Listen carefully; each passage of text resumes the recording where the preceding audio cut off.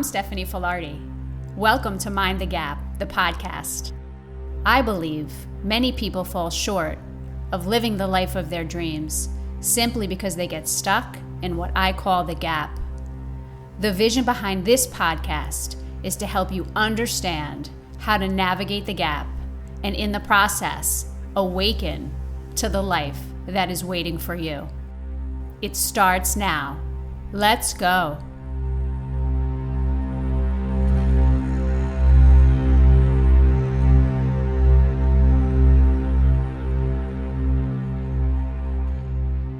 Welcome to the podcast. Thanks for joining. Let's take 3 conscious breaths.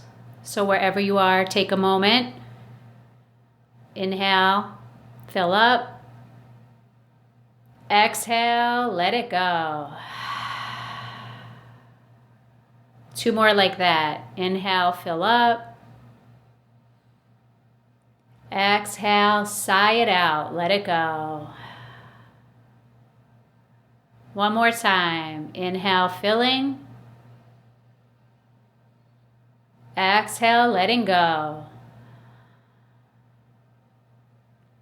So the reason why I like to start with 3 conscious breaths is because it helps to slow everything down. Myself as well. So when we breathe consciously and slowly, when we slow down the breath, we slow down the mind rate and we slow down the heart rate. So it's a practice you can use throughout your day, before you have a conversation, before you go into a meeting, before you make a phone call. You can also do it in points where you actually have transitions. So maybe before you have a meal, at the end of your meal, before you start doing. I love to do it before I get out of the car and when I get into the car. So a reminder, take conscious breaths as often as you can, and it'll help you to stay centered and present. So this episode is about our health. Yes. And when I talk about health, which is another vast topic like relationships, it's really about our energy. And when I look at health in general, I really find it helpful to break it up into 4 categories: nutrition, movement, stress, and rest. And those are the areas that I also speak about in more detail in my book, Reclaiming Joy. So what happens when we're not healthy? Right? What happens in our life when we go through some of these transitions that I've talked about, whether it's related to work change or relationship change? Sometimes we get off track with our health, right? Especially as it relates to relationships. Many people, myself included years ago, ate because of emotional reasons, ate to manage stress, ate to fill a void. So this podcast today is to help you maybe take an assessment of sorts with compassion and kindness about what is the status of your health? How are you living? How are you feeling? What is your energy like?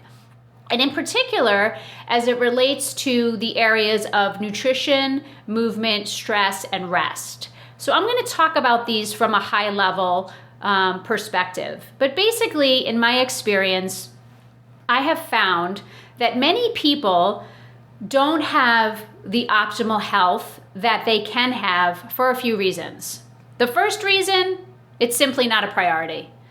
For many of us that are experiencing health, maybe we've been blessed with good health, we have good genes, we've never had an illness or an injury, and we kind of take it for granted, right? We kind of take it for granted that we feel good, and then maybe we get a little older and maybe we feel like, I don't have as much energy as I used to, or, I'm putting on a little extra weight, or I have stress, I'm not sleeping. And we kind of make it acceptable because of all these things that maybe we don't feel as good as we can. And I'm here to remind you and to tell you that stop making excuses if you are.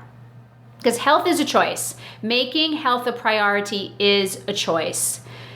So when it comes to why some of us don't make it a priority, I feel it's because we're overwhelmed, right? I know just from myself. I mean, I have certifications in nutrition, and I've been on my own health journey since pretty much I was 13, because I was overweight as a kid. I ate emotionally. I had to figure it out on my own. And then as I grew, and I aged, my body changed, my food choices changed, my physical activity changed. So I feel that a lot of people are overwhelmed. Should I eat gluten? Should I eat dairy? What about soy? Do I take vitamins? How much sleep is really enough? What kind of water should I drink? So there's a lot of misinformation and confusion. And there's something that happens when we have so much information is I feel like we do nothing. So part of this podcast is to help you come back to yourself and to notice when it comes to the area of nutrition. First of all, are you making it a priority? Is it something that you are educated about, interested in, and willing to do the work with? Because I will tell you, in my experience, not only in my own life, but in being, owning a wellness sanctuary now for over 8 years and being in the wellness business for 16 actually, is that you can actually improve the state of your health if you make it a priority and if you get some basic education and listen to how your body responds, right? So when it comes to the topic of nutrition, you have to do what makes you feel good. So yes, it's okay to read something and to say, dairy isn't good, I'm not gonna have milk anymore. Well, maybe for your body, that's okay. But if you're somebody like myself who doesn't eat a lot of meat and who likes to have dairy and it makes me feel good, I need it as a source of protein. So having said that, I also have noticed that over the years, my body doesn't like gluten. So while I grew up eating pasta and bread and loved all of it, I noticed several years ago, about 3 years ago, that I was a little bit heavier than I wanted to be. I was working out. I've always worked out. I've always been attuned to my health, but I really just felt a little bit too thick, a little bit too big for my body, and it didn't feel good. So one of my friends said to me, Stephanie, stop eating gluten for a month. Just stop it. Just see what happens. And I really didn't like what she said, because coming from an Italian family, that's kind of a big deal, even though they have gluten-free options. And I said, you know what do I have to lose, right? This is my field of work. Let me just see, even though I didn't think gluten was irritating me and bloating me, I was like, let me just see how my body might change if I stop gluten. Well, that was 3 years ago, and I can say I feel amazing, and my body has completely changed. And many of you who know me have said, Stephanie, what are you doing? So that is one of the little secrets that happened to work for me. Now, it doesn't work for everybody, and clearly my body just didn't like the gluten. So without going into too much detail about every food category, dairy and soy and all this and that, what I will say to you is, get educated, find what works for you, and put whatever you do, put good quality stuff in your body. The less ingredients, the better, absolutely for sure. But we are really what we eat. The other thing I want to say about the nutrition piece, which I think is important, is that I have worked with a lot of mostly females that come to me for weight loss. And the first question I ask them, do you eat breakfast? Most of them say no. I will tell you that if you get up and you are not eating breakfast, you are putting your body at a disadvantage, not only for the rest of the day, but you're actually creating a deficit. And since our bodies are intelligent, your body will go into starvation. It will slow down your metabolism. It will start to eat your muscle first. It's not going to eat your fat cells, ladies and gentlemen, like we wish. It's going to go for your muscle. So one of the most important and effective things you could do for your body and your mind is to have a good breakfast. Everybody has 5 minutes to make a smoothie. Make it the night before. Put it in the refrigerator. I did it this morning. I was coming into work early. I made the smoothie. Done deal. Drank it while I was driving. Not my ideal breakfast. I usually like to sit down and have a yummy greens and eggs and homemade granola, because that's the meal that I prefer to do that for. But this morning I was rushing. So do what you need to do. There's many options out there. Yogurt, granola, whatever you can make happen, make happen. But definitely start your day. Give your body the good fuel. So people will often say to me, Stephanie, I'm not hungry in the morning. And I'll say, well, the reason why you're not hungry is because you've trained your body not to be hungry. So your metabolism is slow. So 2 signs of a healthy metabolism: you get up in the morning and you're ready to eat, not starving, but you have a decent appetite. And guess what else? Yes, you have a bowel movement. It's one of the most important things you can do for your body.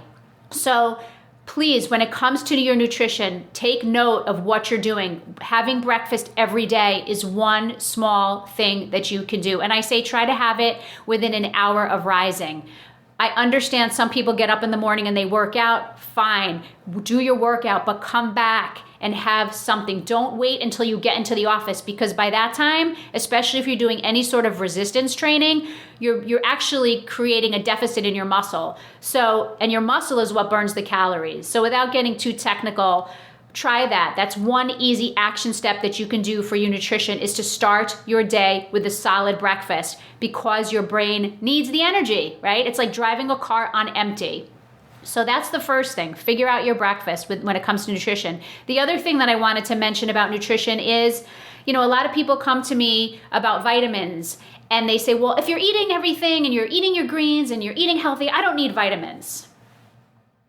I will tell you that vitamins fill in the gap. They fill in the nutritional gap. None of us, including me, who I consider myself extremely healthy, get everything I need for a whole host of reasons. I'm rushing. I'm not always cooking. The food supply is different. If my body is exerting more energy or I have more stress in my body, I'm going through my nutrients faster, especially B vitamins. So when it comes to that conversation, again, I know it's overwhelming. I know it's confusing. So what you have to do is you have to educate yourself, find somebody you trust, and then try it and see how you feel. And when I educate people about the supplements and the vitamins, I say, try it. If you don't feel better, fine. But what if you do? So 2 easy things that you can do right away. The next thing when it comes to our health is, physical activity. And, as I'm saying this, I almost feel like a broken record, because I think we all know this. I think the problem is that we know it and we don't do it. Again, excuses. I don't have the time, or I don't want to go to the gym. Find what you love. There are some days where I'm running outside. Other days I'm doing yoga. If it's nice, I'm biking. Some days I'm in my house dancing.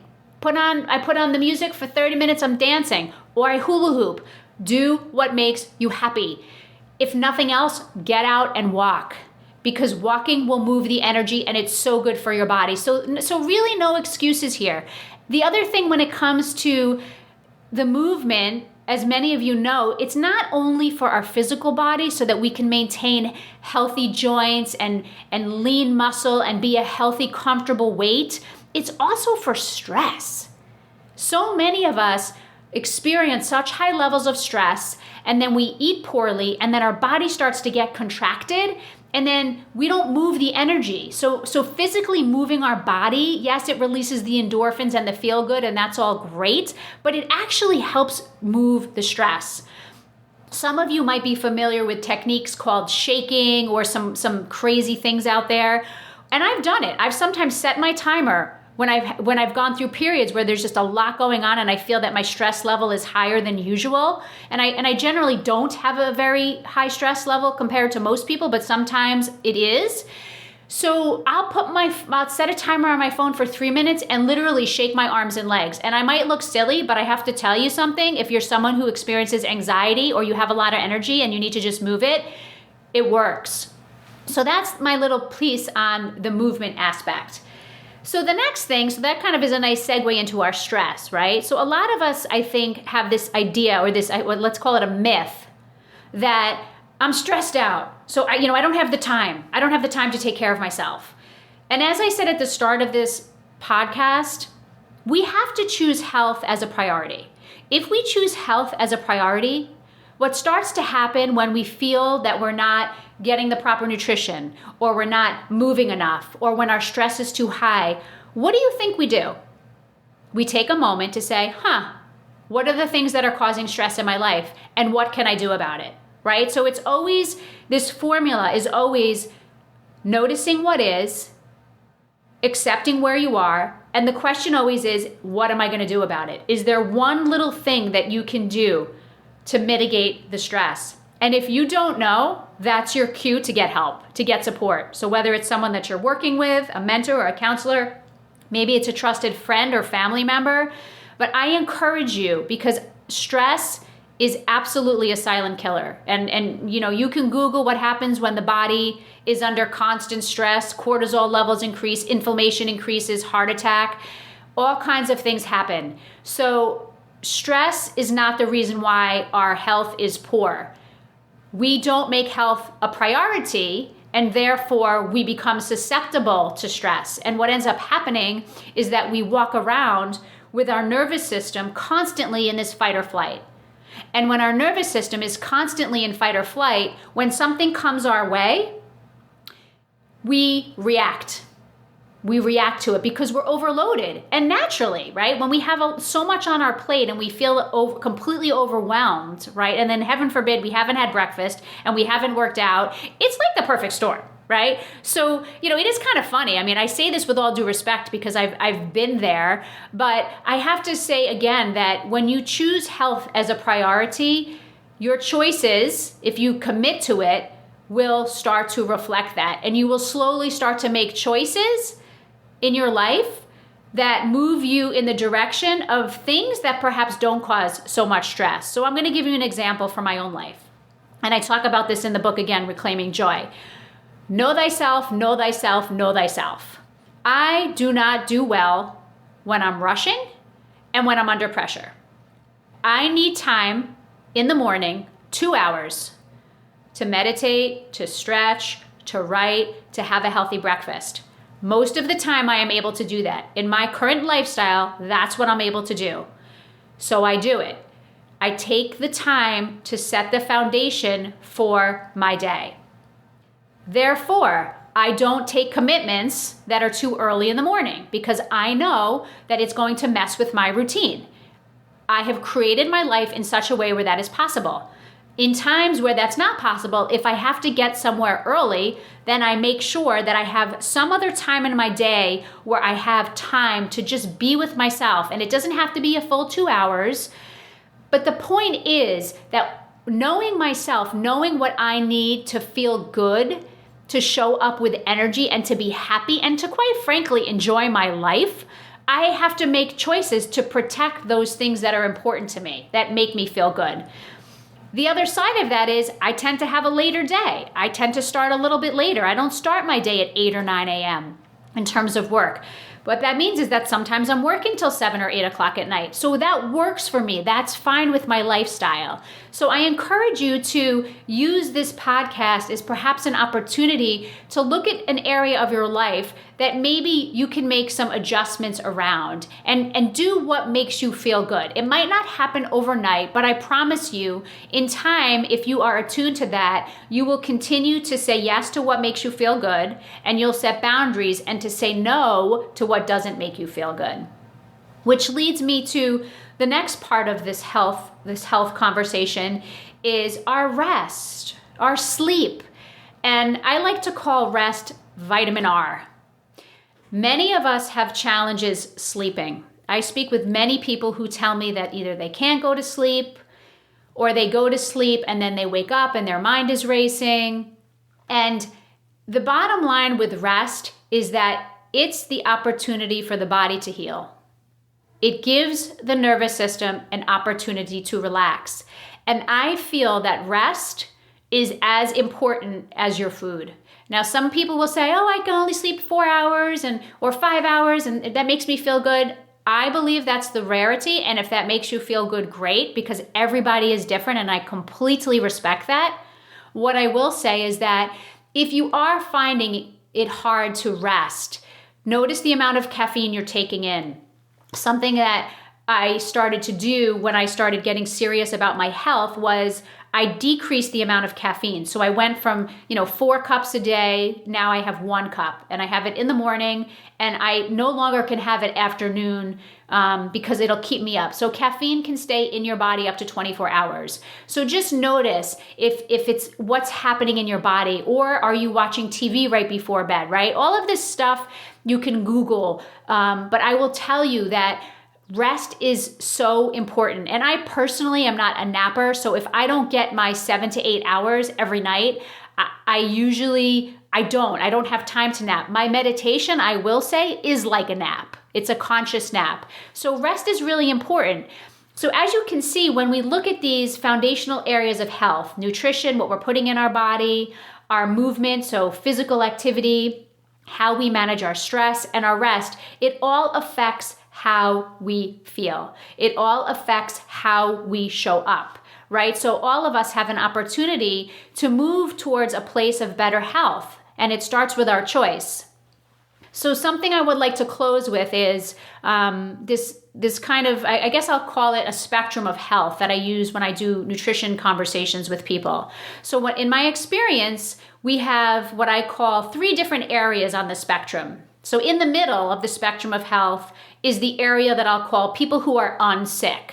Okay, so that's those of us, which is most of the population, where we kind of feel like, we need to have a certain amount of coffee in the morning to feel good. We have our sugar cravings, maybe we have a little extra weight on our body. So it's kind of most of the population. And it's the place that I really call kind of like, It's kind of like a stuck place. There's not really a lot going on there.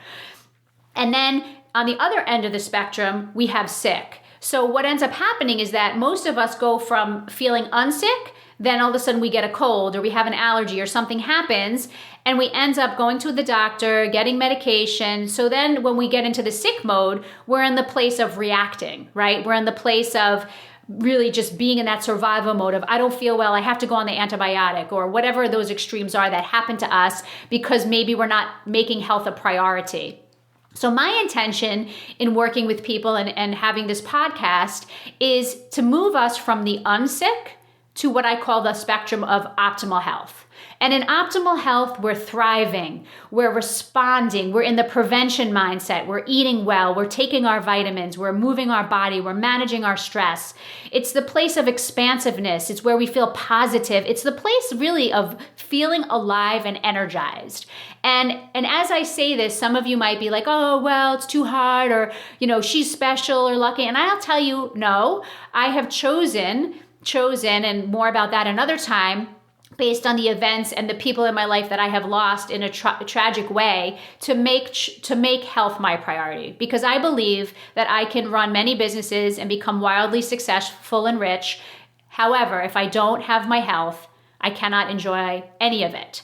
And I feel strongly about that. So I encourage you is think about where you are on that spectrum, right? If you're kind of in that unsick place and you tend to be more reactive.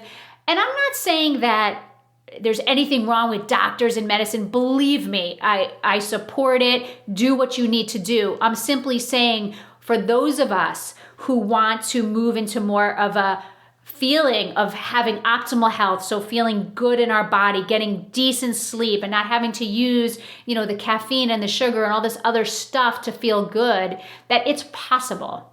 So the intention is to leave you with this idea that it's possible to improve your health. It's possible to feel amazing when you make health your priority.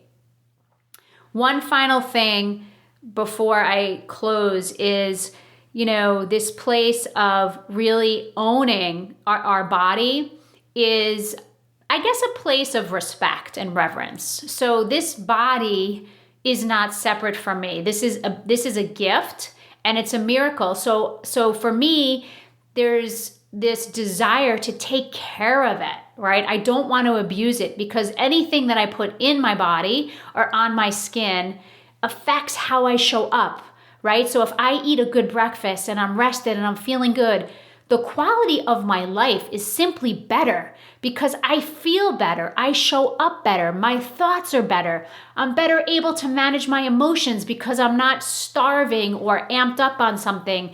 So it's really, a synergistic effect, right? So when we're in the negative kind of reactive cycle where everything's an obstacle, where we're surviving, where we're contracted, that attracts that into our life, right? Yet when we move to a place of taking ownership for this body and taking ownership for our life and our health, we start to move into a place of expansion and we start to move into a place where we're thriving and we feel good, and then we start to attract that. So it is synergistic. I'm here to support you. I encourage you to be kind with yourself. I encourage you to be compassionate, and I encourage you to get educated. If health is an area of your life that you feel you want to improve upon, I support you. And if you need support, want support, have questions for me about anything I said, please feel free to email me at Stephanie@BronxvilleWellness.com. That's STEPHANIE at Bronxville, BRONXVILLE wellness.com. And as always, if you have a success story or something you would like to share on this podcast, I invite you to email me. And I will be starting shortly some 30-day health challenges for all of us to get healthier together. So more on that. And again, email me if you want in. It's going to be fun. It's going to be exciting. And I am happy to support you. So thank you for listening. Have fun with it. And let's go.